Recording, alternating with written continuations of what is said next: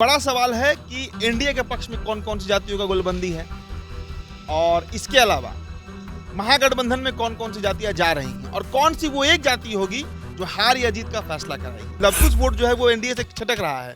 तो देखिए अब लवकुश वोट कितना टूटता है। 9% लवकुश वोट और 12.5% भूमिहार वोट, यही महाराजगंज में तय करेंगे कि कौन हारेगा कौन जीतेगा। देखिए करीब करीब 49% वोट एनडीए के साथ है।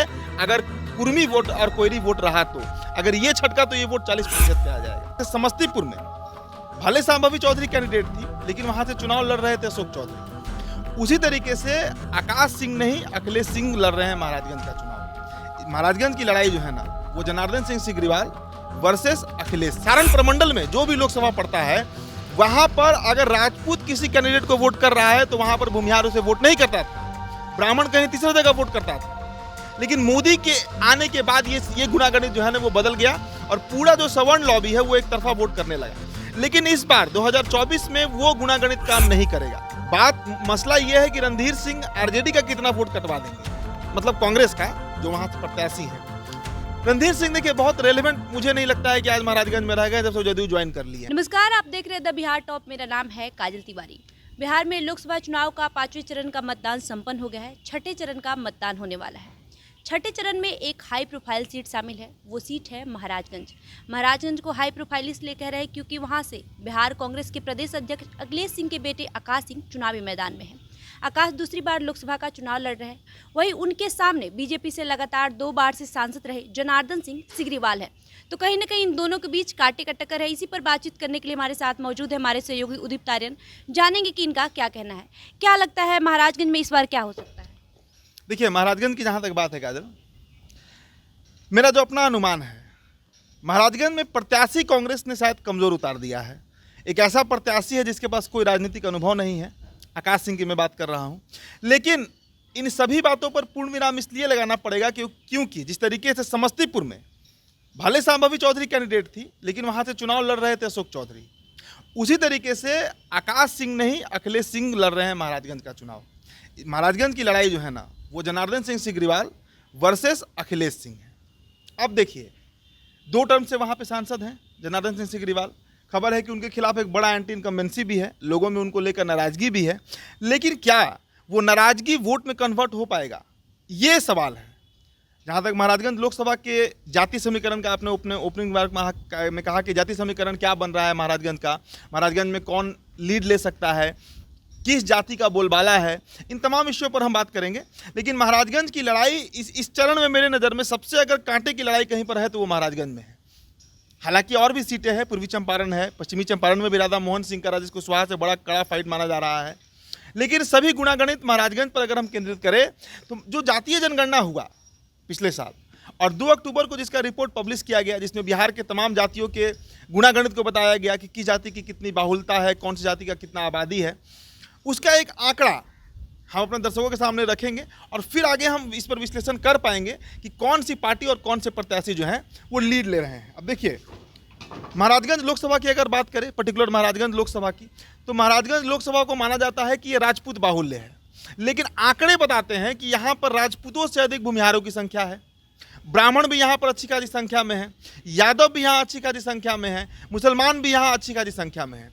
आंकड़े देखिए, ब्राह्मण करीब 6.4% है, भूमिहार करीब 12.32% है और राजपूत यहाँ 11.5% है। मतलब राजपूत से करीब 0.8% अधिक यहाँ पर भूमिहार मतदाता है। और ये बात गौर करने वाला है, मुस्लिम यहाँ पर करीब 10% है। कोयरी वोटर देखिए, कुशवाहा वोटर हर लोकसभा में खेल कर रहे हैं। कुशवाहा वोटर यहाँ पर करीब 7% है, कुर्मी वोटर करीब 3.25% है, यादव वोटर देखिए यहाँ पर 11% के आसपास है। यादव मतदाता किसी भी लोकसभा में, बिहार के किसी भी लोकसभा में कम से कम 10% आपको मिलेंगे। तो महाराजगंज में भी करीब 10.88% यहाँ पर यादव है। इसके अलावा नोनिया जाति की बात किया जाए तो नोनिया भी यहाँ पर करीब 4.4% है। कानू जो वैश्य की एक जाति होती है, कानू की आबादी यहाँ 4.04% है। मल्लाहों की आबादी 2.44% है। तेली जो बनियाबासी जाति में आते हैं उनकी आबादी यहाँ करीब 4.71% है। इसके अलावा जो अनुसूचित जाति में 2 जातियां हैं, चमार और दुसाध, इनकी आबादी देख लीजिए आप, स्क्रीन पर हमारे दर्शक देख ही रहे हैं। तो अब ये तो जातीय गुणागणित हुआ जो जातीय जनगणना के रिपोर्ट के बाद महाराजगंज का निकल कर आया। लेकिन बड़ा सवाल है कि एनडीए के पक्ष में कौन कौन सी जातियों का गोलबंदी है, और इसके अलावा महागठबंधन में कौन कौन सी जातियां जा रही हैं, और कौन सी वो एक जाति होगी जो हार या जीत का फैसला कराएगी। देखिए, आकाश सिंह भूमिहार हैं, जनार्दन सिंह सिग्रीवाल जो हैं वो राजपूत हैं। अब देखिए, जब से मोदी एरा आया 2014 के बाद 2019 का चुनाव, 2014 का चुनाव, इसमें जो सारण प्रमंडल का सीट है, चाहे महाराजगंज हो, सारण हो, गोपालगंज हो, यहाँ पर एक तरफा वोट गिरने लगा। राजपूत भी वहीं वोट करने लगे जहाँ पर भूमिहार वोट करते रहे हैं। लेकिन अगर आप 90s की बात कीजिए, 1996 का लोकसभा चुनाव, 1998 का लोकसभा चुनाव, उस समय ये देखा जाता था कि सारण लोकसभा में, सारण प्रमंडल में जो भी लोकसभा पड़ता है, वहाँ पर अगर राजपूत किसी कैंडिडेट को वोट कर रहा है तो वहाँ पर भूमिहार उसे वोट नहीं करता था, ब्राह्मण कहीं तीसरी जगह वोट करता था। लेकिन मोदी के आने के बाद ये गुणागणित जो है ना वो बदल गया, और पूरा जो सवर्ण लॉबी है वो एक तरफा वोट करने लगा। लेकिन इस बार 2024 में वो गुणागणित काम नहीं करेगा। इस बार यहाँ पर भूमिहार वोटर जो है ना वो ये तय करेंगे कि दरअसल कौन हारेगा और कौन जीतेगा, कैसे।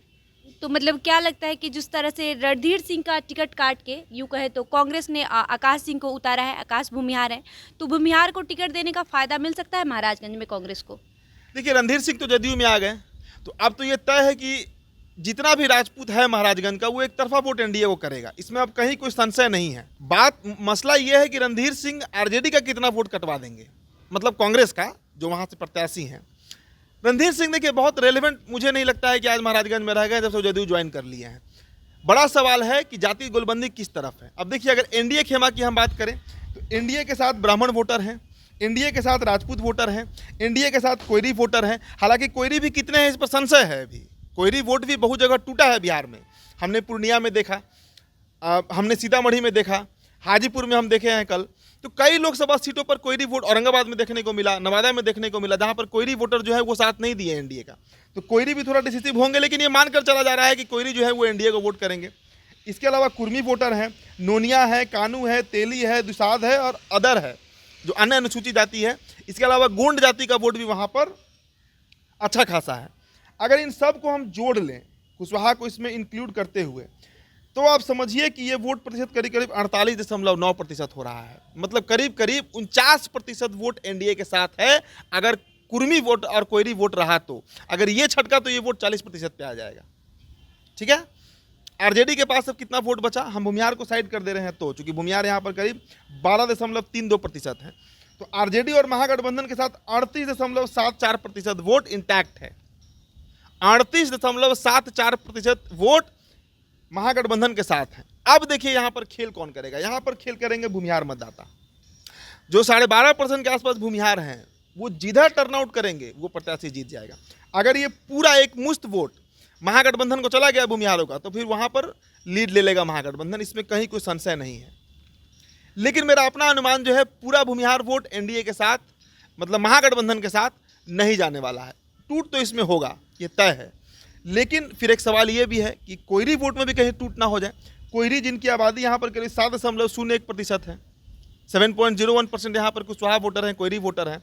ये अगर नहीं टूटे और एनडीए के साथ चले गए तब तो गेम सेट है सिग्रीवाल का। लेकिन अगर ये टूटे, और इनमें टूट की संभावना है, क्योंकि 5 चरण का जो मतदान हुआ है उसमें कई सीटों पर हमने ये चीज़ स्टडी किया है, केस स्टडी आया है कि कुशवाहा वोटर जो है वो 2020 का बदला 2024 में ले रहे हैं। जिस तरीके से चिराग पासवान और एनडीए में बीजेपी ने नीतीश के साथ जो गेम किया था, जो खेल किया था 2020 के विधानसभा चुनाव में, उसका रिपरकर्शन इस बार दिख सकता है और दिख रहा है। 5 चरण के चुनाव में दिखा है कि लवकुश वोट जो है वो एनडीए से छटक रहा है। तो देखिए अब लवकुश वोट कितना टूटता है। 9% लवकुश वोट और 12.5% भूमिहार वोट, यही महाराजगंज में तय करेंगे कि कौन हारेगा, कौन जीतेगा। देखिए, नोनिया हो, ब्राह्मण हो, राजपूत हो, कानू हो, अति पिछड़ा हो, अनुसूचित जाति हो, अनुसूचित जनजाति हो, यादव हो, मुसलमान हो, इनका वोट फिक्स है कि कहाँ जाना है। अब यादव और मुसलमान का वोट जाना ही जाना है राजद के साथ, यानी महागठबंधन के साथ, चाहे कांग्रेस लड़े, वाम लड़े या राजद लड़े। ब्राह्मण का वोट, वैश्य का वोट तय है कि वो बीजेपी के साथ ही जाएगा, चाहे जेडीयू के साथ जाएगा या चिराग के साथ जाएगा, लोजपा के साथ जाएगा। लेकिन भूमिहार वोटर और Koeri voter, Kurmi voter, Lavkush plus Bhumihar will be the decisive factor in Maharajganj Lok Sabha. किसके पक्ष में वोट गिर रहा है ये अब देखिए, आज तो खैर 21 तारीख ही है, अभी 25 तारीख को वोटिंग है, 4 दिन का समय है, 4 दिन में बड़ा खेल होगा। मुझे पता है कि बड़े बड़े धुरंधर पहुंचेंगे अभी चुनाव प्रचार में, अखिलेश सिंह भी अपना पूरा ताकत लगाए हुए हैं, लेकिन अगर पूछा जाए तो आज के डेट में आकाश सिंह मुझे कमजोर प्रत्याशी दिख रहे हैं अगर उनकी तुलना जनार्दन सिंह सिग्रीवाल से की जाए, क्योंकि जनार्दन सिंह सिग्रीवाल के साथ एक मुश्त 48% वोट है, 48% वोट बैंक जनार्दन सिंह सिग्रीवाल के साथ है और मात्र 38% वोट बैंक महागठबंधन के साथ है। भूमिहार वोटर तय कर देंगे कि कौन हारेगा कौन जीतेगा, लेकिन अगर 2 से 2.5-3% भूमिहार भी जनार्दन सिंह सिग्रीवाल के साथ चले आए तो उनकी जीत सुनिश्चित मानी जाएगी महाराजगंज लोकसभा में। काजल, तो आपने सुना कि वहाँ पर जातीय समीकरण बहुत बड़ा खेल कर सकता है और आकाश सिंह, कहीं ना कहीं आकाश सिंह को राजनीतिक तजुर्बा भी कम है, लेकिन उनके पीछे अखिलेश सिंह लगातार बने हुए हैं, अखिलेश सिंह लगातार चुनावी प्रचार कर रहे हैं, तो इसका फ़ायदा उनको मिल सकता है। वही भूमिहार है और वहाँ जिस तरीके से भूमिहार वोटर्स बताया गया कि भूमिहार वोटर्स अच्छी खासी तादाद में है, तो अगर वो एक साथ आए तो हो सकता है कि आकाश आगे निकल जाए, लेकिन सिग्रीवाल के सामने कहीं ना कहीं आकाश फीके पड़ते नजर आ रहे हैं। बहरहाल आपका इस डिस्कशन पर क्या कहना है हमें कमेंट करके ज़रूर बताएं। साथ ही इस वीडियो को लाइक करें, शेयर करें, हमारे यूट्यूब चैनल को सब्सक्राइब करें। धन्यवाद।